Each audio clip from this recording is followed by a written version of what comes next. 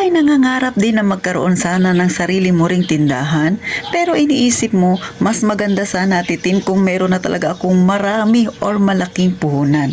At saka syempre yung location gusto ko atitin dapat talaga ay malaki para mas malaki ang benta. Tama ba yan yung ganyang basihan? Yan ang ating pag-uusapan mga kasari. Kaya kung gusto mong ganito usapan ukol sa tindahan, ukol sa mga problema kinakaharap naming mga tindero-tindera, lalo ka na gusto rin magkaroon ng sariling tindahan, dito ka na kay Titintin bago natin pagchismisan yan. Huwag ka nang maya. Mag-subscribe ka na sa Palawan Niyang Tindera. Pakilike na rin ang aking video mga kasari kung isa ka sa nakaka-relate ng ganitong sitwasyon. Kaya umpisa na natin ang masaya nating chismis.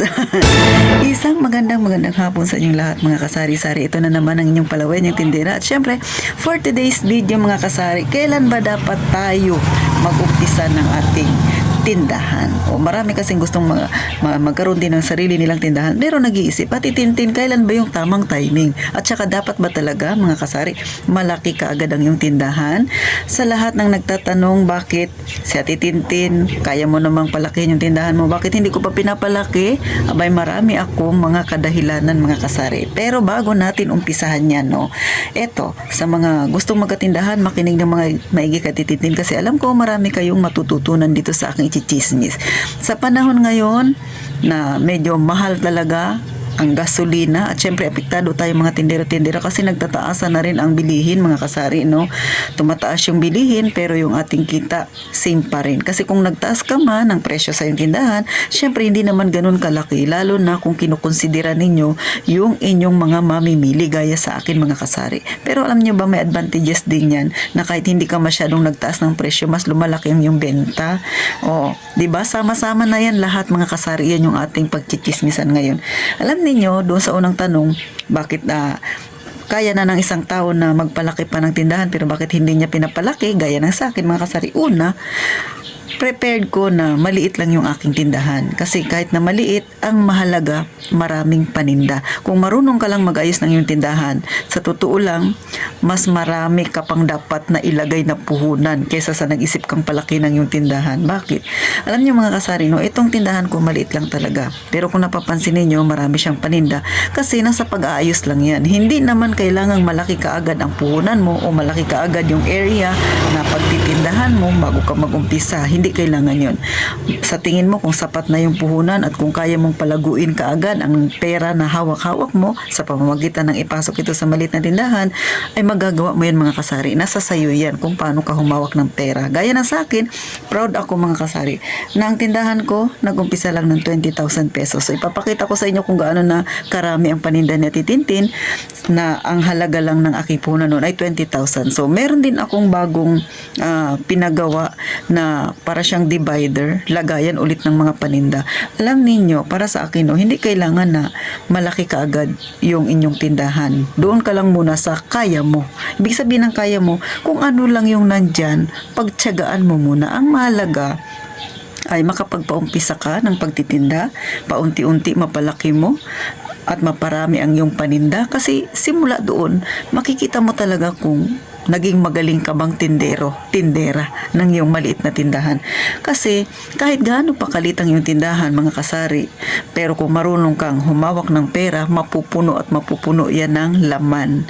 O syempre, pagka napuno na ng laman, saka ka na mag-isip kung gusto mo bang palakihin ang iyong tindahan. Pero sa akin, no, ito opinion ko lang, hindi ko na kailangang palakihin yung tindahan ko kasi mga kasari, mag-isa lang ako sa tindahan. Kung ganito kalit na tindahan ko, nahihirapan na akong maglinis, mag-ayos. Mga kasari, kung palalakihin ko pa, baka hindi na ako makapagpahinga lalo kahit nga ganito lang kaliit mga kasari. Nakakapagod kasi araw-araw talaga akong namimili ng paninda. Bakit? Kasi napansin ko mga kasari, no, kahit na tumaas na yung bilihin, yung mga katabi kong tindahan nagtaas na rin, ako ay hindi pa rin ganun kalaki yung itinaas ko. Nagtaas siguro ako mga papiso-piso lang, pero alam nyo ba, napansin ko ng mga kasari, mas lumaki yung benta ko. Hindi dahil sa magaling ako, no, kundi napansin ko lang, isinasaalang-alang ko lang lang din yung mga bumibili sa akin, yung kanilang kakayahan. Syempre, hindi man ganun kalaki yung ipinatong ko, pero mas naging fast moving yung ilang mga paninda ni Ate Tintin. Kasi kung ikukumpara sa mga katabi ninyong tindahan, mga kasari, kung mas mababa ka, mas marami pa rin bibili sa'yo. Syempre, strategy din yan, no? Kung sa tingin mo, kahit hindi ka magtaas ng presyo, may kikitain ka pa rin, why not, mga kasari?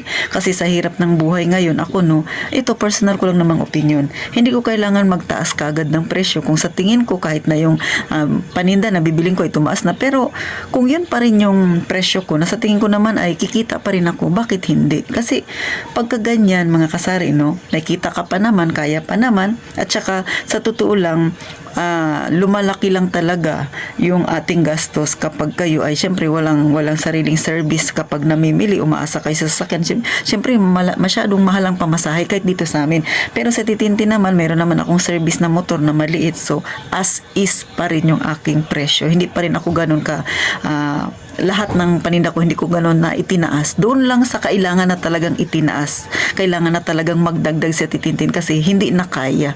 Pero mga kasari, pinagpapasalamat ko kasi nga kahit na ganun pa man yung nangyari, no? Nagtaas na yung mga bilihin, pero ako nagtaas man kaunti lang at hindi naman lahat.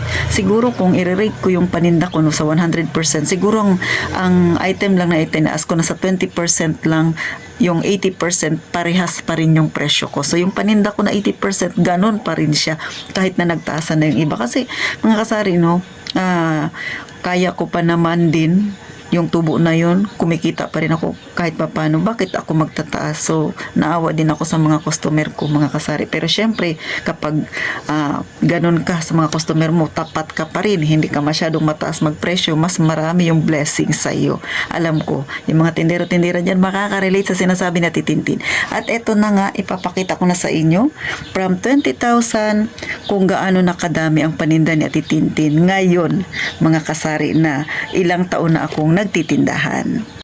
From 20,000 pesos na puhunan, ngayon ay eto na ang itsura ng aking maliit na tindahan. Proud na proud ako sa sarili kong mga kasari, no? Kasi hindi ko lubos akalain na magiging ganito na kadami ang aking paninda sa loob lang ng ilang taon. Hindi lang basta paninda ang naipon ni Ate Tintin, meron din tayong kaunting investment at meron din tayong kaunting ipon. Hindi ako nagmamayabang, kundi gusto ko lang syempre hikayatin ng iba na gusto ring magkatindahan na hindi kailangang malaki ang iyong puhunan. Hindi kailangang malaki kaagad ang iyong magiging tindahan. Kailangan lang may puhunan ka man na maliit, i-go mo na yan, tiyagain mo. Syempre kailangan sanay ka ring magpuyat. Kung kayo ay kagaya sa akin, kayo lang mag-isa sa tindahan, ikaw bili ng paninda, ikaw display, ikaw rin ang magbebenta. O di ba nakakapagod talaga mga kasari. Pero worth it lahat yan kapag nakikita ko ang itsura ng aking tindahan ngayon. Maliit man siya, pero punong-puno siya ng paninda. Lahat ng kasulok-sulukan na pwede pang paglagyan ng paninda,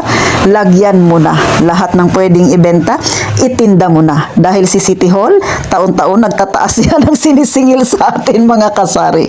Kaya kailangan mga kasari, madiskarte tayong mga tindero-tindera.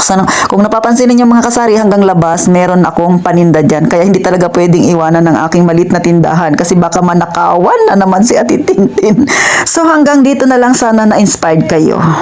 So yan yung itsura ng tindahan ni Ate Tintin mga kasari. Pero sa totoo lang, hindi naging madali yung pinagdaanan ko bago ko palaguin, paramihin itong aking mga paninda. At syempre, habang tumatagal tayo sa pagtitindahan, mas natututo tayong magpresyo. Kino-consider natin minsan yung kung magtataas ba ako, kikita pa ba ako?